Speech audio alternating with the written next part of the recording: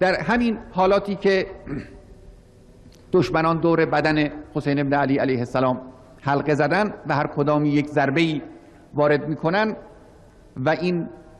جسم پاک بی‌دفاع روی زمین افتاده، هرچه اینجا وحشیگری است، اینجا خباثت، اینجا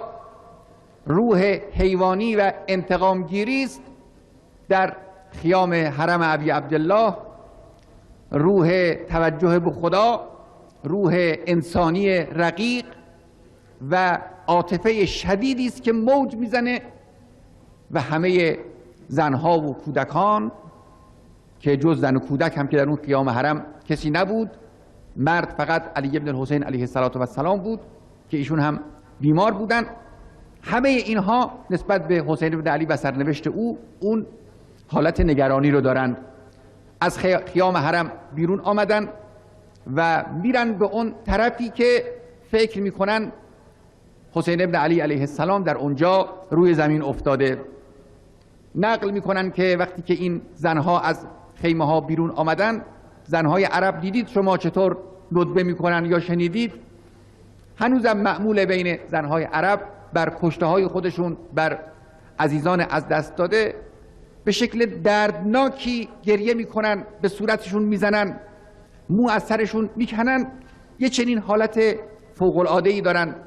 خب اینها عزیزی رو از دست دادن مثل حسین ابن علی. زینب پیشاپیش این جمعیت زنها دارن میان به طرف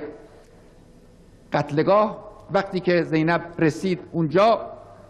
جسد عزیزش رو روی زمین گرم کربلا افتاده دید، به جای هر گونه عکس العملی، به جای هر گونه شکایتی، رفت به طرف جسد عزیزش ابی عبدالله، خطاب به جدش پیغمبر صداش بلند شد: یا رسول الله، صلی علیک ملیک السماء،